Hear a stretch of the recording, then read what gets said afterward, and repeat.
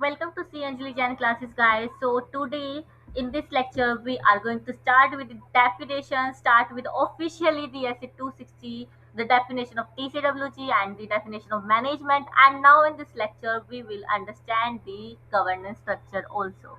Like ठीक है, governance structure पे आयशा ने अभी तक क्वेश्चन नहीं पूछा है, but you know ICAI is giving unexpected question, so you need to follow what I am saying, you need to read all the pair as text. इससे बाहर का एटलीस्ट कुछ नहीं आएगा। सो पढ़ते हैं इसको।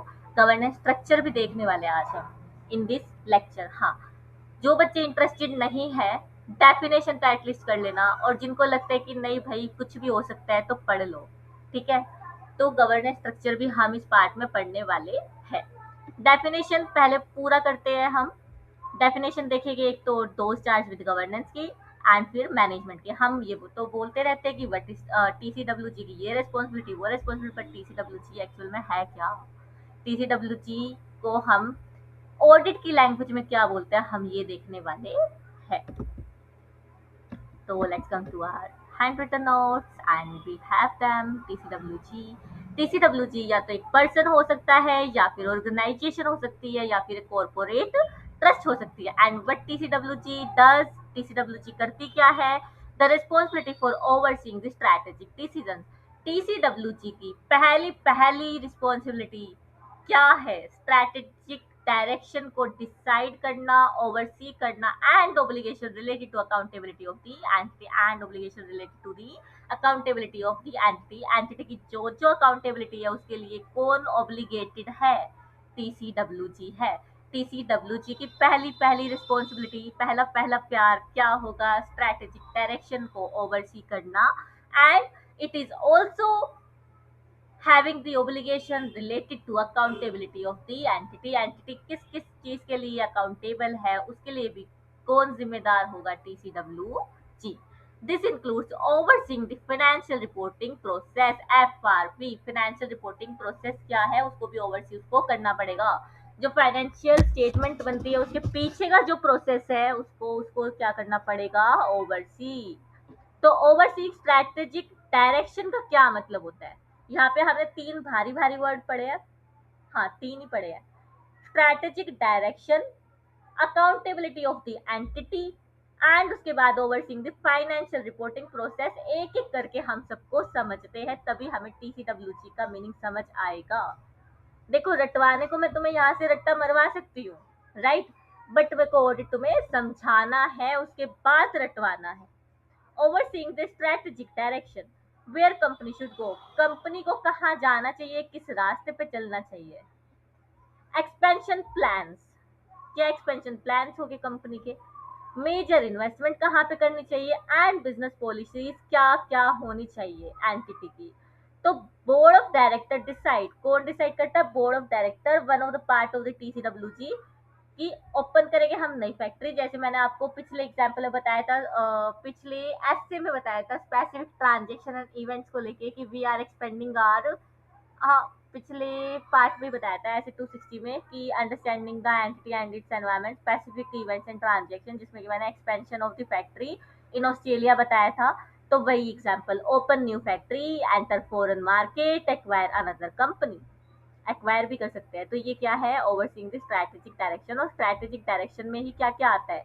नई फैक्ट्री खोलना है हमें, एक्सपेंड करना है, फॉरेन मार्केट में एंटर करना है, या फिर एक्वायर करना है किसी और सिमिलर कंपनी को। तो this is the strategic direction. Accountability of entity क्या होती है? What is the accountability of the entity? They कौन? TCWG। TCWG ensures management work honestly and responsibly। Management ईमानदारी से अपना काम कर रही है, एंड जब वो काम कर रही है तो उसके लिए बोल भी रही है हाँ मैं जिम्मेदार हूँ, ठीक है। फिर they monitor whether company follows law. वो मॉनिटर करते हैं वेदर द कंपनी के ऊपर जितने भी लॉज एप्लीकेबल है उसको फॉलो कर रही है या नहीं कर रही है। अगेन हमने ऐसे 250 में देखा था, auditor is responsible for detecting the non compliance with indirect laws and compliance with the direct laws affecting the financial statement, but ultimately responsibility of following laws whether they be direct or indirect is totally over the TCWG and the management of the entity। पिछला वाला ऐसे भी revise हो गया तुम्हारा, जिन्होंने ध्यान से सुना है। फंड्स आर प्रॉपरली यूटिलाइज, ये हमें ओवरसी करना है। अकाउंटेबिलिटी क्या है एंटिटी की, फिर उसके बाद share holders interest are protected. Entity किस किस चीज के लिए अकाउंटेबल है कि it is following all the laws, funds properly utilise किए जा रहे हैं, एंड शेयर होल्डर्स का जो इंटरेस्ट है, उनका फाइनेंशियल इंटरेस्ट, इसको क्या किया जा रहा है, प्रोटेक्ट किया जा रहा है। This is the accountability of the entity, and इसी को ओवरसी करता है TCWG, and TCWG is obligated to oversee whether entity is accountable for those things. फिर उसके बाद है what is financial reporting process, overseeing financial reporting process, FRP. TCWG ensures FS are reliable, FS क्या है, reliable है, authentic है, accurate है, और डिस्क्लोजर प्रॉपर दिए हुए हैं। आईसीज आर इफेक्टिव, जो आईसीज लगने हैं फाइनेंशियल स्टेटमेंट को बनाने के लिए, the internal controls which are relevant in preparation of financial statement and also the operation of the entity, they are effective. Fraud risk are monitored, fraud risk हम ये भी देखते हैं कि कहाँ कहाँ पे रिस्क अराइज हो सकता है, उसको भी टीसीडब्ल्यूजी ठीक से मॉनिटर करती है। And auditor work independently, and ये भी इंश्योर करती है कि ऑडिटर इंडिपेंडेंटली वर्क कर रहा है, there is no influence from the personal of the entity over the auditor. तो ये क्या था, overseeing the financial reporting process. अब तीनों भारी वर्ड हम समझ चुके हैं, इसी चीज को हम आगे पढ़ते हैं। Those charged with governance, the person or the organization, for example, corporate trust, with the responsibility for overseeing strategic direction of the entity and obligation related to the accountability of the entity। दोनों ही keywords मैं आपको समझा चुकी हूँ, और ये आपको क्या करना है, बाय हार्ट करना है। This includes overseeing the financial reporting process, इसमें क्या क्या आता है अपने पास, एफआरपी भी आता है फॉर सम एंटिटीज, टीसीडब्ल्यूजी में इंक्लूड मैनेजमेंट पर्सनल, टीसीडब्ल्यूजी में मैनेजमेंट के पर्सनल भी आ सकते हैं, यानी ऐसे लोग भी आ सकते हैं which are not only overseeing the process but they are actually executing those process. For example, executive member of the governance board of a private or public sector entity, executive member यानी कि जो करता है काम, or an owner manager। For discussion of the diversity of governance structure, governance structure को अब हम देखने वाले हैं, बट उससे पहले एक बार हम क्या करेंगे, मैनेजमेंट की डेफिनेशन को कंप्लीट करेंगे, then we will move to the governance structure. As in thumbnail also you are seeing the name of topic that is TCWG and the governance structure. तो हम गवर्नेंस स्ट्रक्चर को पढ़ेंगे but after covering the definition of the management. TCWG हम देख चुके हैं, TCWG का काम है ओवरसी करना strategic direction of the entity को and related to accountability of entity, and इसमें क्या इंक्लूड होता है, ओवरसीइंग द एफआरपी। ठीक है, फिर उसके बाद गवर्नेंस में हमारे मैनेजमेंट पर्सनल भी हो सकते हैं, मैनेजमेंट पर्सनल मतलब कि एग्जीक्यूटिव मेंबर्स हो सकते हैं। ठीक है, अब मैनेजमेंट क्या होती है, the person with executive responsibility. TCWG ने पॉलिसीज बना दी, अब उसको इम्प्लीमेंट कौन करेगा, एग्जीक्यूट कौन करेगा, मैनेजमेंट करेगी। For the conduct of entities operation, for some entities management include some और all of the TCWG, management ही टीसीडब्ल्यूजी है, टीसीडब्ल्यूजी ही मैनेजमेंट है, ये बोलना चाह रहे हैं। For example executive member of a governance board और एन ओनर मैनेजर, वही सेम चीज है, बस फर्क कितना है, ये ओवरसी करते हैं या एग्जीक्यूट करते हैं। ठीक है, these all are the definitions of the TCWG and the management, right.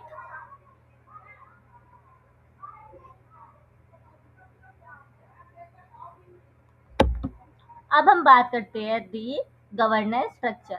अब हम बात करेंगे गवर्नेंस स्ट्रक्चर की, और ये अपना आ जाएगा पेज नंबर 7 पे।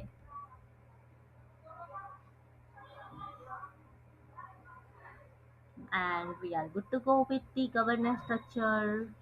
We are covering it, and yes, here we have the governance structure. तो TCWG इसका गवर्नेंस देखने वाले हैं।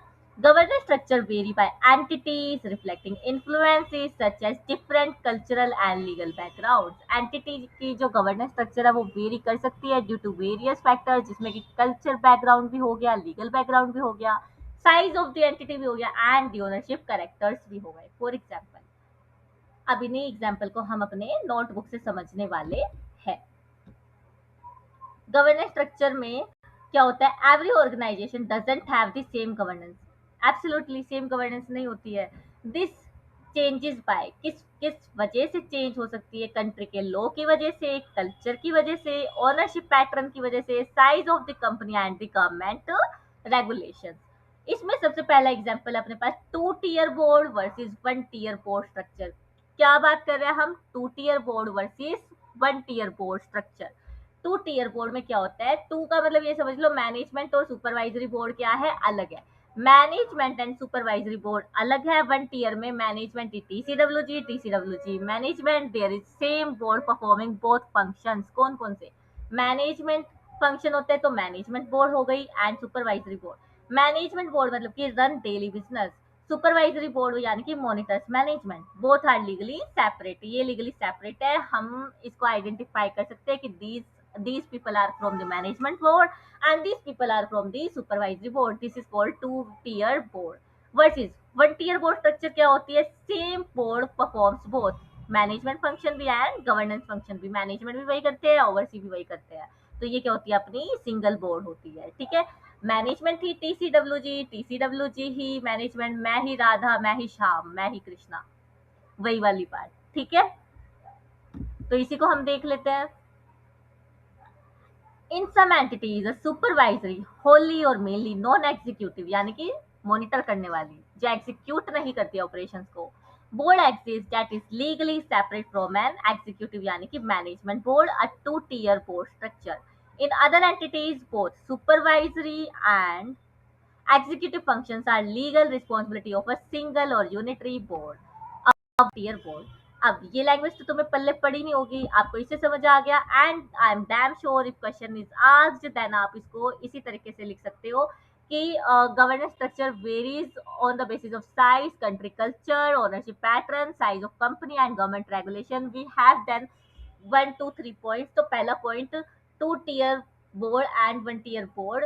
To tier board call the board where management board and supervisory board has a separate legal entity where management board executes the function and supervisory board monitors the executive function। ऐसे लिख सकते हो। और one tier board में फिर आप लिख दोगे in one tier board the same board performs both the functions whether it be management function और गवर्नेंस फंक्शन। तो आपको पूरा मार्क्स यहाँ पे मिलेगा। ठीक है, आप इस लैंग्वेज को याद नहीं कर पाओगे तो you can simplify this language from the notes. ऐसा करूंगी, इनिशियल पेजेस तुम्हें क्या कर दूंगी?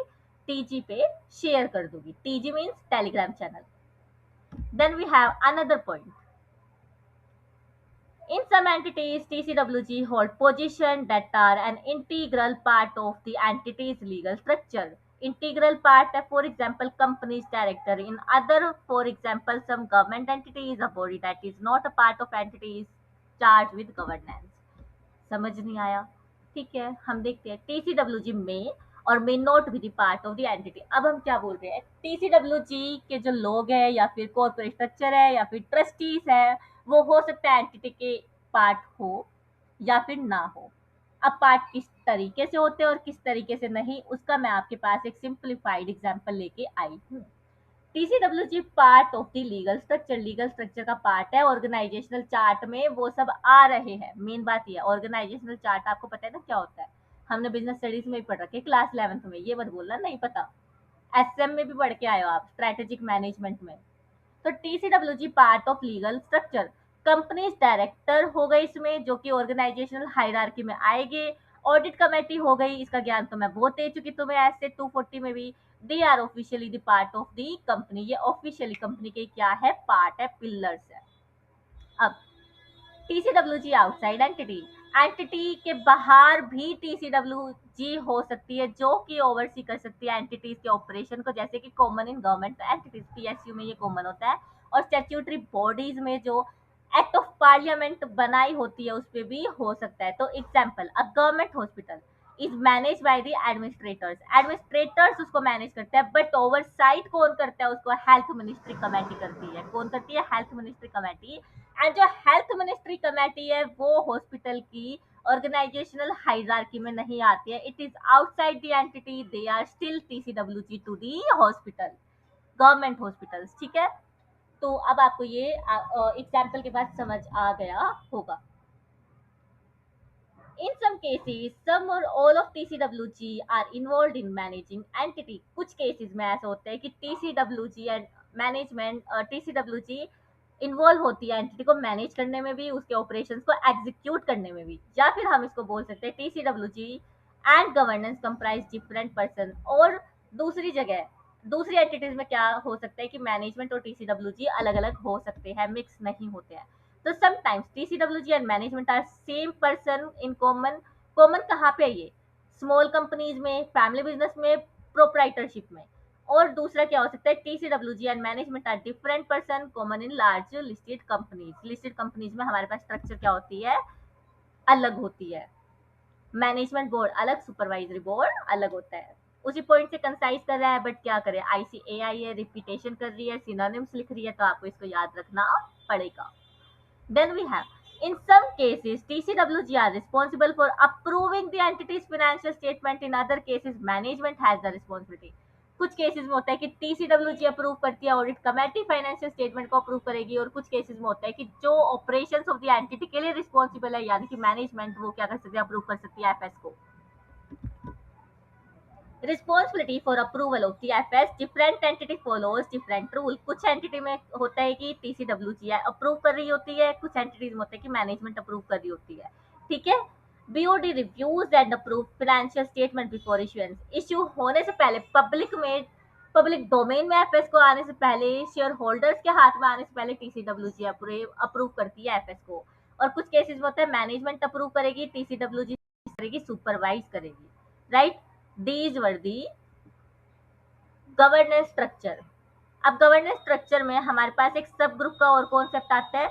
जितना अपने पास टाइम है हम उसको देख लेते हैं। कॉन्सेप्ट ऑफ सब ग्रुप हम नेक्स्ट क्लास से पढ़ेंगे। हम अभी फिलहाल क्या करते हैं, एक और पैराग्राफ को क्या कर लेते हैं, कवर अप कर लेते हैं।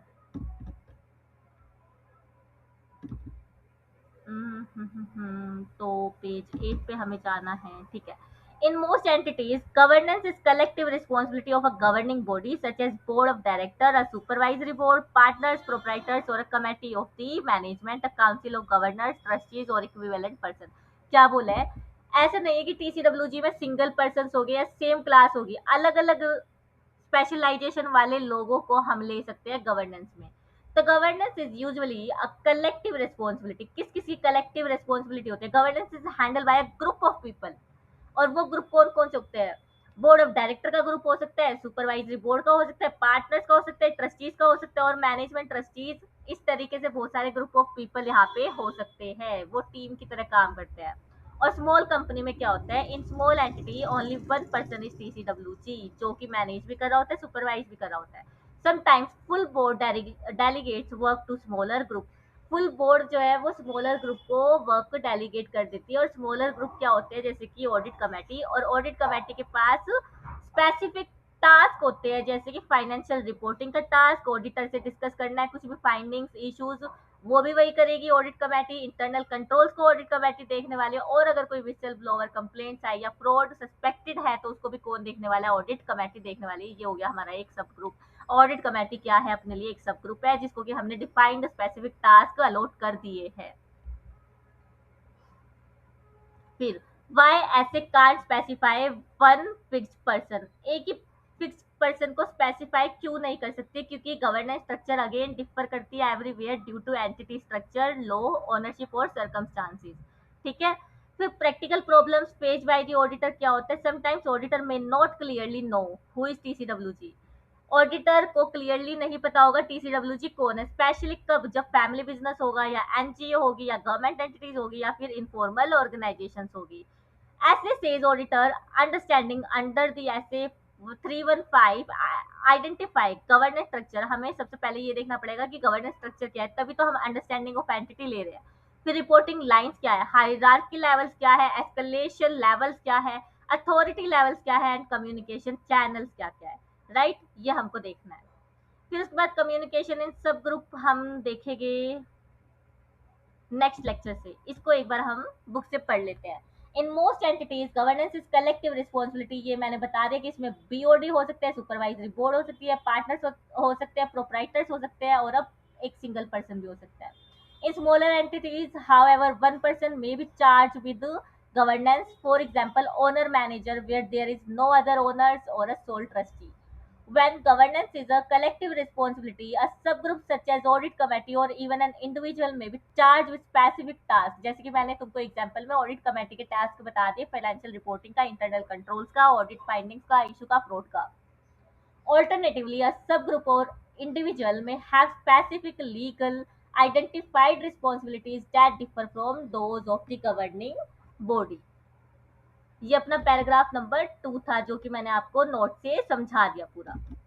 Then we have such diversity means that it is not possible for this essay to specify for all audits the person with whom auditor is to communicate particular matters. यानी कि ऐसे खुद भी specify नहीं कर सकता कि कौन टीसीडब्ल्यूजी है, कौन मैनेजमेंट है. ऑडिटर को खुद समझना पड़ेगा एज पर ऐसे 315. Also, in some cases, appropriate person with whom to communicate may not be clearly identifiable from applicable legal framework or other engagement circumstances. For example, entities where governance structure is not formally defined, such as some family owned entities जो कि मैंने notes में लिखवाया आपको, some not for profit organization and some government entities जो मैंने आपको bullet form में लिखवाया वही उन्होंने पैराग्राफ फॉर्म में लिख के दिया हुआ है. तो ठीक है, मैं तुम्हें क्या करूंगी, इन नोट्स को क्लियर करके एक बार तुम्हें टेलीग्राम पे शेयर कर दूंगी इनिशियल वाले पेजेस, क्योंकि यहाँ पे कोई कॉन्सेप्ट नहीं है बुलेट फॉर्म में. मैंने बस प्रेजेंटेशन को नोट्स में क्या किया, चेंज किया, एक आधे एग्जाम्पल है वो चलेगा. In such cases, the auditor may need to discuss and agree with the engaging party, the relevant persons with whom to communicate. In deciding with whom to communicate, the auditor's understanding of entities, governance structure, and process obtained in accordance with SA 315 is relevant. वही UTE, understanding the entity and its environment. The appropriate person with whom to communicate may vary depending on the matters to be communicated. अब किस तरीके के matters है, क्या management involve थी तो हम मैनेजमेंट को नहीं बताएंगे, हम डायरेक्ट टीसीडब्ल्यूजी को बताने वाले हैं. ये बात बोला है. ठीक है. देन उसके बाद हम सब ग्रुप की बात करेंगे और ये भी अपना टॉपिक जाएगा सब ग्रुप का, थोड़ा सा लेंदी जाएगा. एंड उसके बाद फिर हम ऐसे 260 की रिक्वायरमेंट पे आ जाएंगे. सबसे पहले वही है, रिक्वायरमेंट समझने से पहले हमको ये भी समझना पड़ेगा कि टीसीडब्ल्यूजी क्या होती है और उसकी गवर्नेंस स्ट्रक्चर कैसी होती है. और गवर्नेंस स्ट्रक्चर के ही बारे में हम आज पढ़ रहे हैं. गवर्नेंस स्ट्रक्चर का पार्ट 2 जो कि सब ग्रुप है वो हम पार्ट 3 में लेने वाले हैं, इन द नेक्स्ट लेक्चर लेने वाले हैं. ठीक है.